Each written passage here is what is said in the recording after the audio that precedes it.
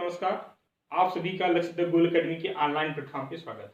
जैसा कि हमने जो है टीजीटी, पीजीटी और एलटी के लिए नया बैच बिल्कुल स्टार्ट किया है, जिसमें अब केवल एक लेक्चर हुआ है। आज हम लोग सेकेंड लेक्चर की बात करेंगे, ठीक है। और सेकेंड लेक्चर में हम लोग करने क्या है, बिल्कुल बेसिक फंडामेंटल चीजें की जा रही है। और इसलिए देखा जाए इस टॉपिक का नाम है क्या, इनइक्वालिटी, ठीक है।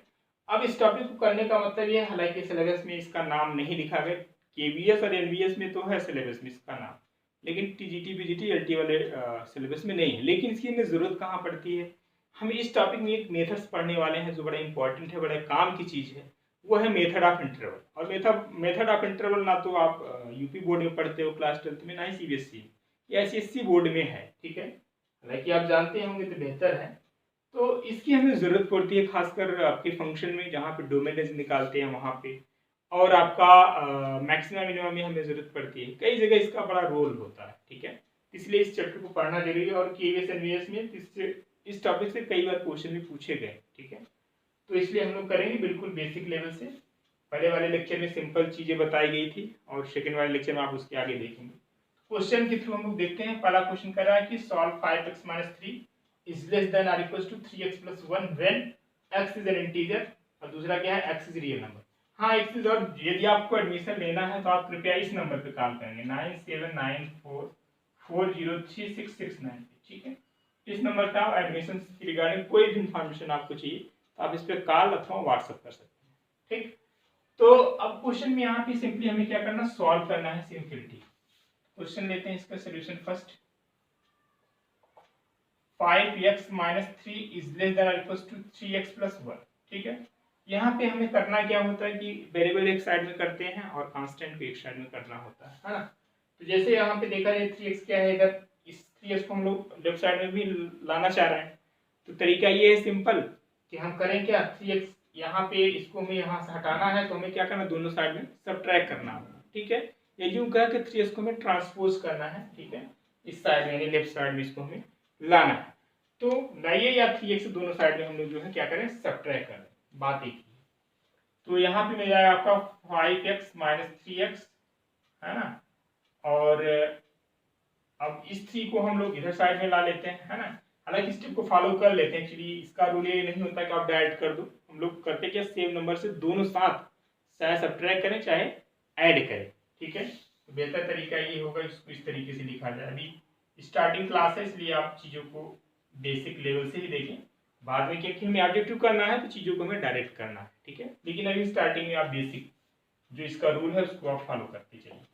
तो यहाँ से आपको मिल जाएगा जो है 2x हो जाएगा -3 इज लेस देन और इक्वल टू +1, ठीक है भाई। अब इस 3 को हम दोनों तरफ ऐड करेंगे, यहाँ ऐड करेंगे तो 0 कर देगा।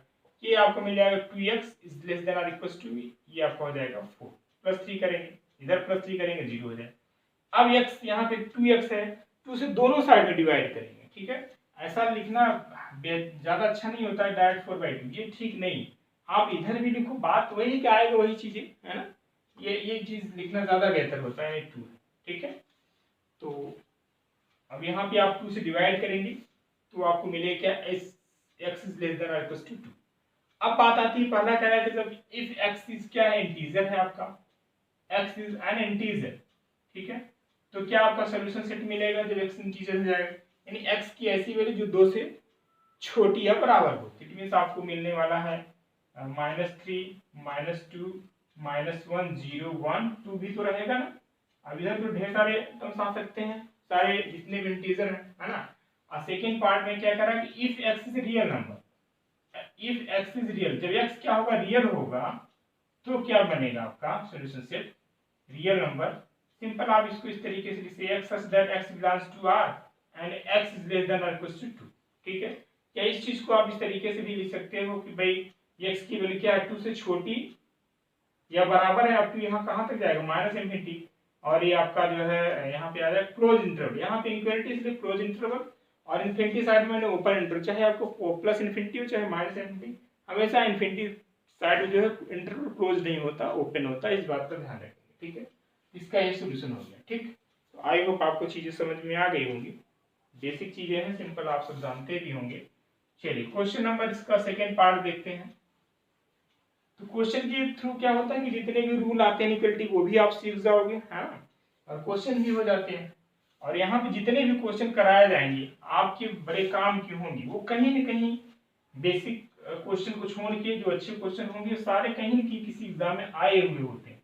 हमारी कोशिश यही होती है कि क्वेश्चन का जो सिलेक्शन लिया जाता है वो कहीं न कहीं बेहतर होता है, ठीक है, और वो आपके एग्जाम के पॉइंट ऑफ व्यू से होते हैं, इसलिए हर क्वेश्चन को आप सीरियसली लेंगे। क्वेश्चन सेकंड पार्ट देखते हैं इसका। सेकंड पार्ट में क्या है भाई, 3 times 2 minus x is greater than equal to 2 times 1 minus x, ठीक है। एक्स की वैल्यू निकालना है, सोल्यूशन सेट चाहिए आपको।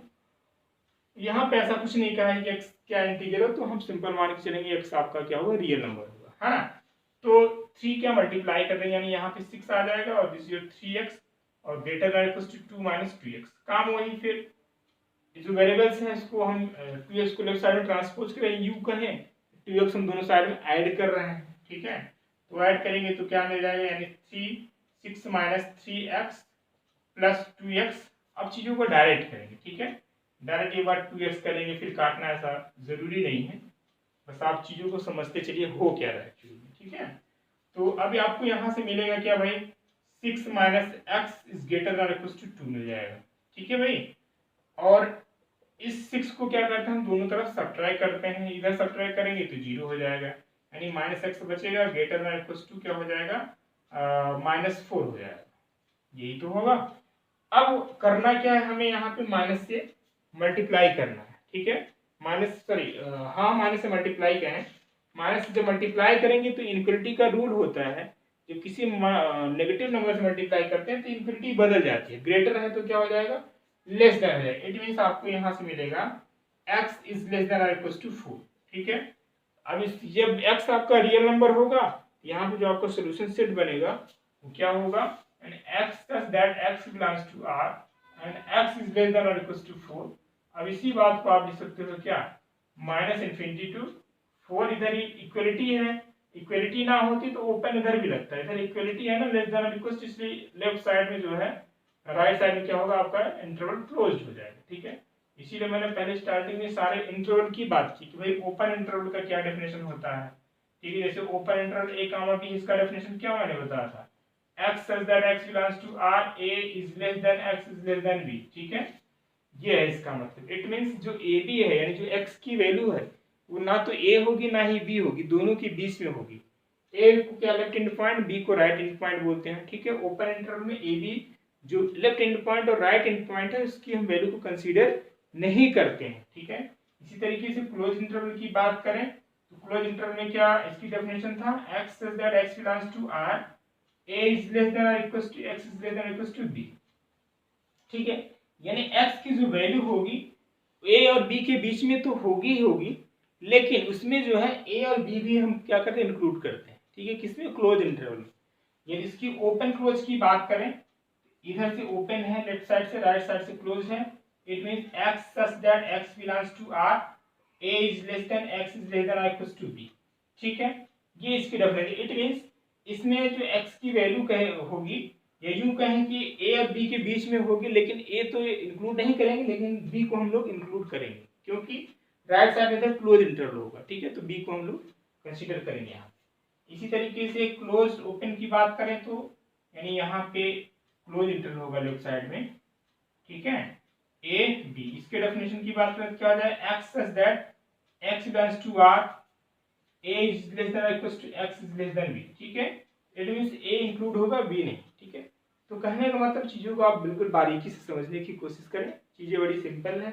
और अब तो जो है जीआईसी, जैसे अब जीआईसी की भी वैकेंसी है, ऐसा थोड़ी नहीं कि जीआईसी की हो गई है तो नहीं आई, जीआईसी लेक्चरर की भी आएगी, ऐसा नहीं है। उन सब में अब जीआईसी हुआ चाहे असम पद्धति, उन सब में अब रिटन मेंस में होने लगा, तो आपको चीज़ें बेहतर तरीके से आनी चाहिए, तभी आप उसका जवाब दे पाएंगे, ठीक है। इसका भी आपको जवाब मिल गया होगा कि इसका जो सोल्यूशन सेट होगा ये आपका आंसर होगा, ठीक है। चलिए नेक्स्ट प्रॉब्लम लेते हैं हम लोग। इस प्रॉब्लम को देखिए, आपके सामने बोर्ड पे लिखा हुआ है, कह रहा है कि वर्ड प्रॉब्लम है एक्चुअली, इस टाइप के क्वेश्चन एग्जाम में पूछे गए हैं, खासकर एनवीएस और केवीएस, ठीक है। तो इसमें कह रहा है कि the longest side of a triangle is 3 times the shortest side and the third side is 2 centimeters shorter than the longest side. If the perimeter of the triangle is at least 61 centimeters, find the minimum length of the shortest side. ठीक है। देखिए word problem में होना क्या चाहिए कि भाई आप चीजों को पहले समझिए क्वेश्चन में क्या गिवन है, ठीक है, या कोई भी चाहे वर्ड प्रॉब्लम हो चाहे कोई भी प्रॉब्लम हो, यदि क्वेश्चन में ये समझ में आ गया क्या गिवन है और क्या करना है तो ये समझिए कि आपका 70% या 80% सोल्यूशन हो गया, ठीक है। अदरवाइज कुछ क्वेश्चन में न क्वेश्चन आने का यही एक रीजन होता है कि उसको आपको यही नहीं समझ में आता क्वेश्चन में पूछा क्या जा रहा है। कभी कभी ज्यादातर केसों में यही होता है, क्वेश्चन यही नहीं क्लियर होता क्वेश्चन में क्या पूछा जा रहा है, तब क्वेश्चन को करने में थोड़ी सी दिक्कत आती है, ठीक है। तो अब यहाँ पे देखा जा रहा है कि the longest side of a triangle is 3 times the shortest side. तो मान लेते हैं कि इस ट्रायंगल का जो शॉर्टेस्ट साइड क्या है, x है, ठीक है। Let the shortest side of the triangle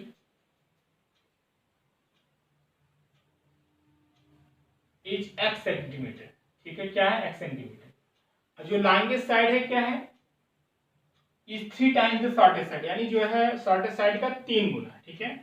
so the longest side of the triangle and longest side of the triangle इस क्या हो जाएगा आपका 3x सेंटीमीटर हो जाएगा, ठीक है। आगे क्या कर रहा है, the third side is 2 centimetre shorter than the longest side. It means जो थर्ड साइड है 2 centimetre shorter than the longest side. It means longest side कितना है 3x माइनस 2, ठीक है, यही तो हुआ। It means third side of the triangle is the third side of the triangle, third side of the triangle कितना हो जाएगा भाई 3x minus 2 centimetre according to the problem, ठीक है। फिर आगे क्या करें, if the perimeter of the triangle is at least 61 centimetre, ठीक है। पेरीमीटर ऑफ द ट्रायंगल कितना है, एटलीस्ट 61। एटलीस्ट 61 का मतलब क्या हुआ, पेरीमीटर का मतलब क्या, sum of all side of the triangle, ठीक है। और एटलीस्ट 61 सेंटीमीटर यानी कम से कम 61 होगा, ज्यादा कुछ भी हो सकता है, ठीक है। यहीं पे समझने वाली बात है, कंफ्यूजन यही होती है भाई क्या गिवन हो तो आपने लिख लिया। अब जब इनक्वालिटी कह रहा है कि एटलीस्ट का मतलब क्या, कम से कम 61 होगा, ज्यादा कुछ भी हो सकता है। एग्जैक्ट जहां पे एटलीस्ट एट मोस्ट है, समझ लीजिए इनक्वालिटी की बात हो रही है ना। तो पेरीमीटर ऑफ द ट्रायंगल कितना हो जाएगा, so according to the problem यानी पेरीमीटर तीनों का सम करने कितना है, x plus 3x plus 3x minus 2। अब एटलीस्ट कर रहा है, इट मींस यहाँ पे ग्रेटर देन और इक्वल टू 61 लगेगा। कंफ्यूजन यहीं पे होती है कि भाई ग्रेटर देन इक्वल टू लगाए कि लेस देन लगाए। एटलीस्ट कर रहा है इसका मतलब क्या है, यानी कम से कम 61 हो सकता है, ज्यादा कुछ भी, यही तो इसका मतलब है।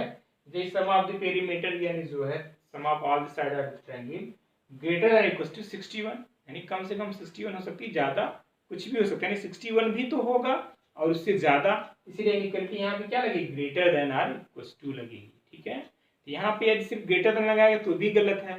तो यहाँ पे आप ये समझिए कि सिर्फ बड़े ज्यादा के लिए बात करें, आप 61 इसमें इंक्लूड नहीं करें, तो कह रहे एटलीस्ट 61 हो सकता है ना, उससे ज्यादा होगा, कम नहीं हो सकता। यही तो इक्वलिटी लगेगी, बस अब कुछ करना नहीं, x की वैल्यू निकालना है।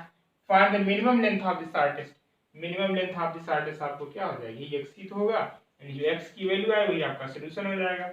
इसको आप ऐड कर दो, x 3x यानी जो है 7x, ठीक है। 7x minus 2 is greater than equal to 61, और यहाँ से मिल जाएगा 7x प्लस 2 ऐड कर दो तो ये आपको मिल जाएगा 63, है ना। और यहाँ से x की वैल्यू क्या मिल जाएगा, ग्रेटर देन इक्वल टू 9, ठीक है। x की वैल्यू क्या है, 9 से बड़ी या बराबर, यानी जो मिनिमम लेंथ हो जाएगा, ठीक है। मिनिमम लेंथ कितना हो जाएगा, minimum length of the shortest side simple सी बात है 9 centimetre, this is your required answer, ठीक है। तो आई होप चीजें आपकी समझ में आ गई होंगी, ठीक है। चलिए नेक्स्ट क्वेश्चन लेते हैं हम लोग।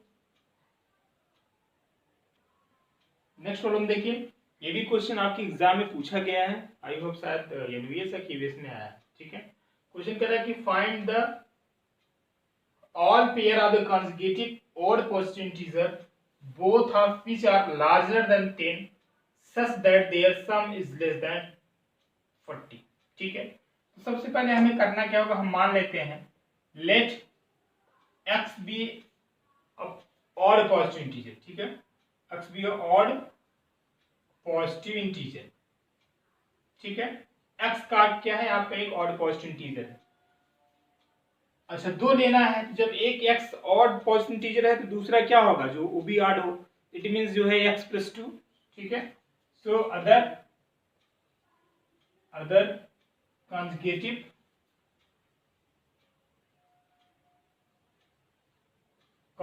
Conjugative odd positive integer is कितना हो जाएगा, x प्लस 2 हो जाएगा भाई। जब x आड है, सपोज x आड का मतलब मान लो 1 ले लिए, ठीक है, तो 1 लेंगे तो 1 प्लस 2 करेंगे 3 मिल जाएगा, ठीक है। जब 2 तो ले नहीं सकते, 3 लेंगे, 3 लेंगे तो कितना आ जाएगा, 3 प्लस 2 यानी 5, ठीक है। यानी ये 3 होगा 5 होगा, अब यहाँ 5 लेंगे तो क्या हो जाएगा 7 हो जाएगा, ठीक है। यानी पहला जो आपका ऑड इंटीजर x होगा तो दूसरा कंजुगेटिव ऑड इंटीजर क्या हो जाएगा x प्लस 2, ठीक है। तो पहले तो आपको यही क्लियर होना चाहिए सॉरी, कौन कौन सा आएगा नंबर, एक x आएगा, दूसरा x प्लस 2 आएगा, ठीक है। अब आते हैं अकॉर्डिंग टू द क्वेश्चन में क्या रहा है, कह रहे हैं कि both have which are larger than 10, दोनों क्या है 10 से बड़ा, कौन दोनों, यानी अकॉर्डिंग टू द क्वेश्चन, यानी x इज ग्रेटर देन 10 और x प्लस 2 ग्रेटर देन 10। अब यहां से देखेंगे तो x की वैल्यू क्या हो जाएगा, ग्रेटर देन 8 हो जाएगा और x की वैल्यू ग्रेटर देन 10। जाहिर सी बात, हम फिर इसका कोई रोल ही नहीं रहा, जो x की वैल्यू 10 से बड़ा है ना, तो ये 8 से बड़े की बात कर रहा है, तो हम लोग कॉमन वाला लेते हैं, ठीक है। हमेशा कॉमन जो चीज होती है उसी को लेते हैं, ठीक है। इसका कोई रोल नहीं है, इसको हम हटा देते हैं, ठीक। अच्छा, फिर आगे क्या कर रहा है,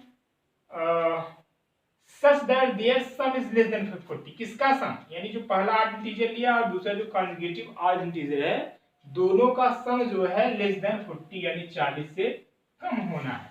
it means x plus 2 is less than 40, ठीक है, यही तो आएगा। लेस देन कर रहा, ध्यान इसी शब्दों पे ध्यान देना है, लेस देन इक्वलिटी यहां नहीं लगेगी, सिर्फ लेस देन कर रहा है तो 40 हो जाएगा, ठीक है। अब x की वैल्यू निकालो यहाँ से, तो x की वैल्यू ग्रेटर देन 10 तो रहेगा, यहाँ से 2x plus 2 is less than 40 और ये आपको मिल जाएगा जो है 2x is less than 40 minus 2, तो आपको कितना हो जाएगा 38, ठीक है। और यहाँ से x इज लेस देन कितना मिल जाएगा 19।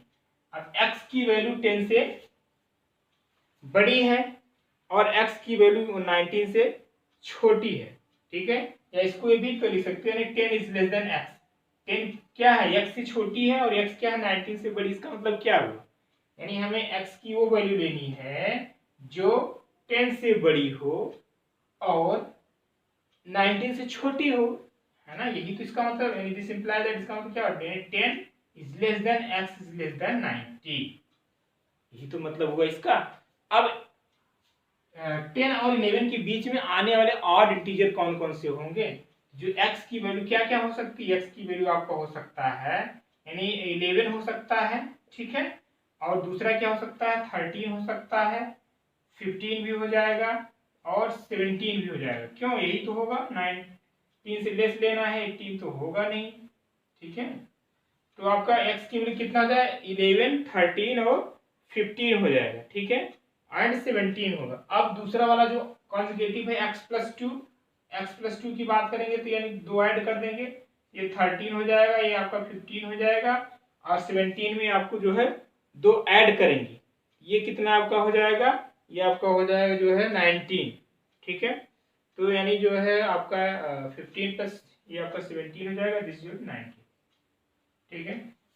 और इसमें बताना क्या है कि फाइंड द ऑल पेयर बनाना है, ठीक है। तो पेयर आपका क्या हो जाएगा 11 13 है ना, 13 15 और दूसरा क्या हो जाएगा 15 17 और 17 19, यही आपके जो है सारे पेयर बनेंगे, ठीक है, यही तो पेयर बनेंगे भाई।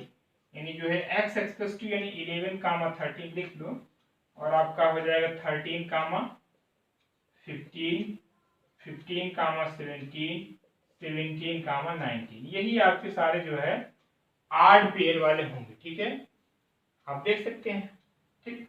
हालांकि ये सब क्वेश्चन जो है ऑब्जेक्टिव जो हम कराएंगे तो वहां पे ये सब करने की जरूरत नहीं, सारे ऑप्शन हो जाते हैं, मैक्सिमम क्वेश्चन आपको 80% ऑप्शन से करने होंगे, तभी आपके चांसेस बनते हैं ज़्यादा क्वेश्चन सॉल्व करने, ठीक है।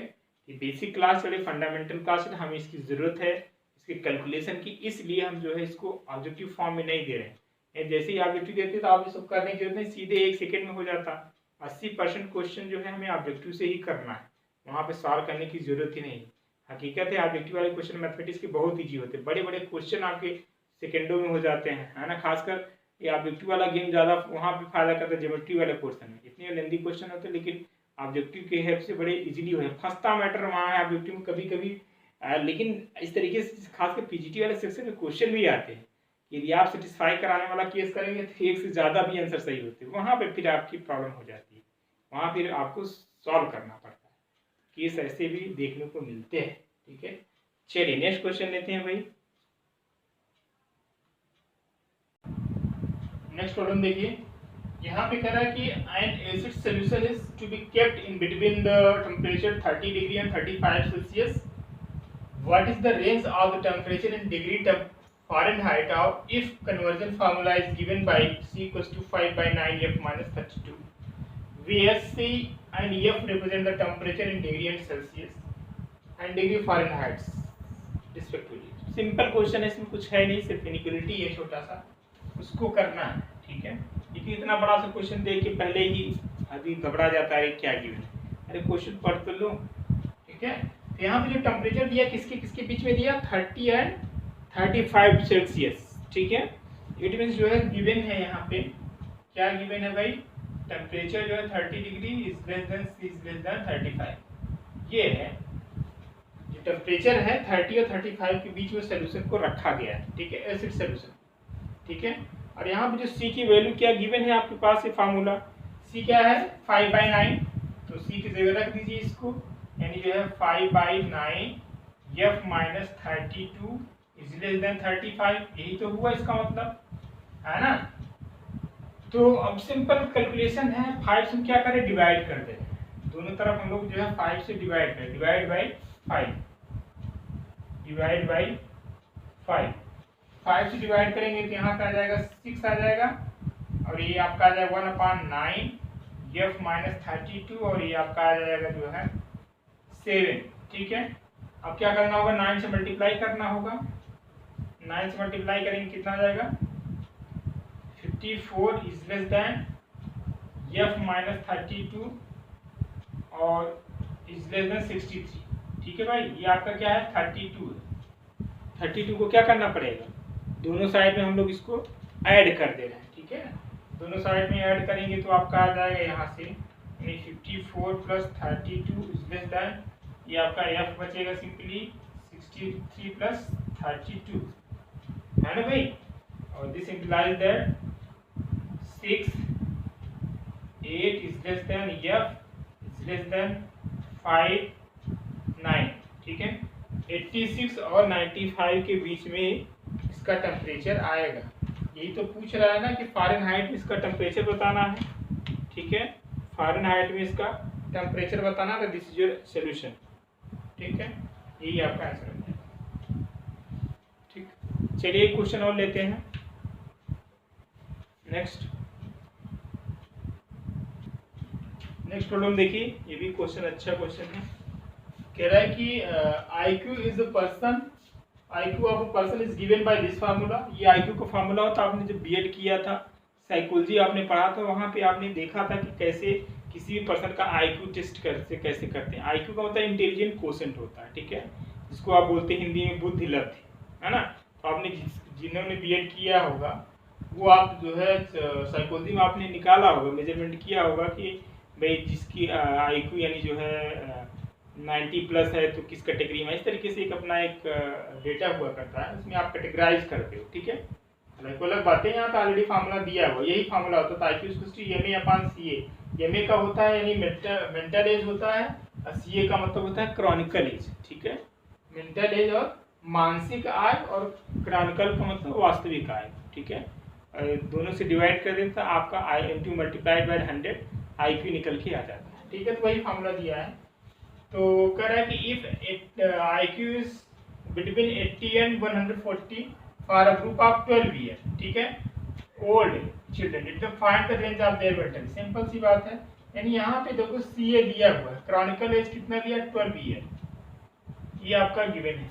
और IQ का फॉर्मूला भी प्रॉब्लम ऑलरेडी गिवन है, हालांकि नहीं भी दिया तो आपको याद होना चाहिए, ठीक है। MA/CA × 100, तो यहाँ MA तो दिया नहीं है, MA आपका वही रहेगा, CA आपका 12 हो जाएगा, ये आपका 100 हो जाएगा। दिस इज योर IQ, ठीक। अब IQ किसके बीच में लाई कर रहा है, 80 इज लेस देन और इक्वल टू, IQ आपका हो जाएगा यहाँ पे आपका, इसको डायरेक्ट आप चाहे लिख लो, MA/12 × 100, ठीक है भाई, इज लेस देन और इक्वल टू 140 आ जाएगा, ठीक है। अब इसको सिंप्लीफाई कर लो भाई, m की वैल्यू करा, find the range of their mental as.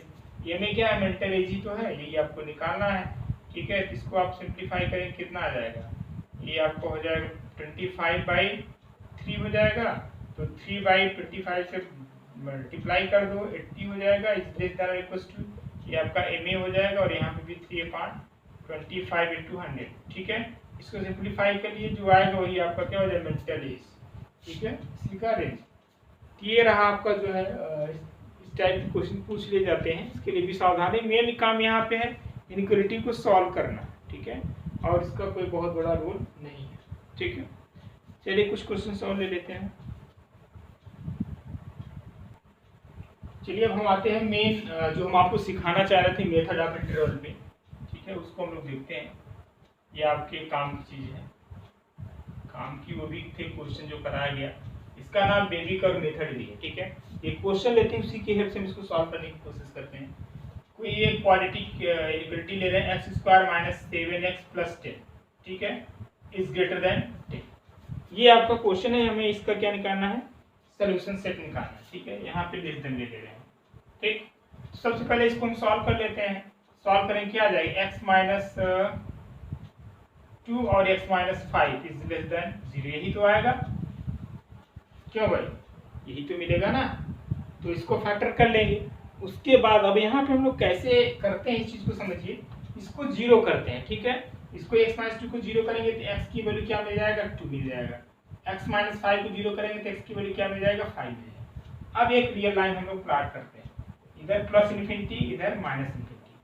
जो यहाँ पे जो वैल्यू मिलता है 0 करने के बाद, फैक्टर करने के बाद, वो आप इस लाइन पे जिस आर्डर, जैसे 2 है तो 2 की पोजीशन कहीं यहाँ पे होगी, जो 5 है तो 5, और नंबर नहीं लिखने हैं। एक एक चीज को ध्यान दीजिएगा जो मैं बोल रहा हूँ, बड़े इंपॉर्टेंट, बड़े काम की चीज है। जो नंबर यहाँ से आए, x - 2 को 0 करने पे x की वैल्यू 2 आए, उसको लिख लीजिए। अब ये नहीं कि 3 4 कुछ नहीं, जो गिवन है यहाँ पे जो फैक्टर x 0 करने पे जो है वही लिखना है। यहाँ पे प्लस साइन बिना कुछ सोचे समय प्लस लगा, ठीक। अब इस फैक्टर पे आ जाए, यहाँ पे क्या है 5 है, इस फैक्टर को आप देखिए, इसकी पावर कितना है 1 है। यदि पावर जो फैक्टर है इसकी पावर एक इवन है, ठीक है, इवन है, तो आपका सेम साइन आएगा। सेम साइन होता है, जैसे यहाँ राइट साइड में प्लस है तो यहाँ पे भी प्लस आएगा, ठीक। लेकिन यहाँ पे पावर 1 ऑड है, तो अब ऑड है तो अपोजिट साइन आएगा, यानी इधर प्लस है तो यहाँ पे क्या आएगा, नेगेटिव। हालांकि कि बुक में कहीं यहाँ पे भी लिखते हैं, कहीं यहाँ पे भी, हम यहाँ पे लिख देते हैं, ठीक है, इससे कोई फर्क नहीं पड़ता, ठीक। अब आ जाइए इस पे, 2 ये नंबर है, 2 इसकी भी पावर क्या है 1 है, 1 क्या है ऑड है, तो अब ऑड का मतलब क्या है, अपोजिट। तो अब यहाँ पे इसको देखेंगे, प्लस माइनस का अपोजिट क्या होता है, प्लस होता है। प्लस कहाँ लगाते हैं हम लोग, लाइन के ऊपर लगाते हैं, ठीक है। अब करते क्या है, इसको एक कर्व टाइप बना देते हैं, प्लस को ऊपर करते हैं, नीचे नेगेटिव को, इसको प्लस। देखिए कर्व बन गया, इसीलिए इसका नाम है बेबी कर्व, ठीक है। तो अब हमें चाहिए क्या, हमें यहाँ पे देखो इस इक्वलिटी क्या लेस देन 0 है, यानी नेगेटिव वाली वैल्यू चाहिए, पॉजिटिव वाली नहीं चाहिए। नेगेटिव कहाँ से कहाँ मिल रहा है, x यानी 2 से 5 के बीच में। इसका जो सोल्यूशन हो जाएगा x बिलोंग्स टू क्या हो जाएगा 2 to 5, इक्वलिटी नहीं लगा इसलिए ओपन इंटरवल लगेगा। सिंपल, देखिए कितना इजीली आ गया, अदरवाइज जो आप जानते हो उस तरीके से करते तो काफी मुश्किल काम होता है। इस तरीके से हम ढेर सारे क्वेश्चन में आपको प्रैक्टिस कराएंगे, सफिशिएंट रहेंगे क्वेश्चन, है ना। तो एक सिंपल सा बेसिक क्वेश्चन था, मैंने लिया है। वही आपने भी देखा लीनियर इक्वालिटी कैसे सॉल्व करते हैं, क्वाड्रेटिक इनइक्वालिटी को कैसे सॉल्व करते हैं, ठीक है। हम लोग इसके लिए बेबी कर्व मेथड यूज करते हैं, बहुत सिंपल होता है, कुछ नहीं। सबसे पहले जो भी क्वाड्रेटिक इक्वेशन मतलब गिवन, इसको फैक्टर कर लो, फिर इसका हम x 0 कर लेते हैं, जो वैल्यू आता है उसको रियल लाइन पे प्लॉट कर लेते हैं। इधर इन्फिनिटी आएगा, -∞, ये तो पता ही है। अब उसके बाद जिस ऑर्डर में है वैल्यू उसको लिख लेते हैं। स्टार्ट हम राइट साइड से करते हैं, यहाँ पे प्लस करते हैं, हर क्वेश्चन में यहाँ प्लस से शुरू करते हैं, ठीक है। उसके बाद यहाँ पे देखें जैसे 5 है तो 5 वाला फैक्टर देखें, इसकी पावर को देखें। सपोज करें यहाँ पावर 2 आ जाता, तब 2 का मतलब क्या होता है, इवन आ गया। इवन आ जाएगा तो सेम साइन लगेगा। सेम का मतलब उसके पहले वाला इधर क्या है, प्लस है तो प्लस यहाँ आता, कब जब यहाँ 2 आता तो कर आपका यहाँ बनता, फिर ये आता। बट ऐसा है ऑड है तो नेगेटिव आ जाएगा। फिर यहाँ पे आएंगे 2 पॉइंट पे, 2 इसका फैक्टर है, इसकी पावर 1 है, इट मींस जो ऑड पावर है तो ऑड फिर नेगेटिव यानी अपोजिट आएगा। तो इधर अपोजिट क्या है, माइनस है तो माइनस का अपोजिट प्लस। अब यहाँ लेस देन है, इट मींस नेगेटिव वाला वैल्यू पोर्शन चाहिए। तो x की वैल्यू कहाँ से कहाँ तक बीच लाई करेगा, 2 से लेकर के 5 के बीच में आया। यही आपका सोल्यूशन होगा। ठीक है, चीज़ों को हम बहुत ज़्यादा नहीं करें क्योंकि अभी स्टार्टिंग बैच चल रहा है, थोड़ा थोड़ा चलेगा। ठीक है, तो जैसे ही ये बैच बन जाएगा तो चीज़ों को और ज़्यादा की जाएगी। ठीक है, आज के लिए इतना ही, कल हम लोग फिर मिलते हैं। Thank you.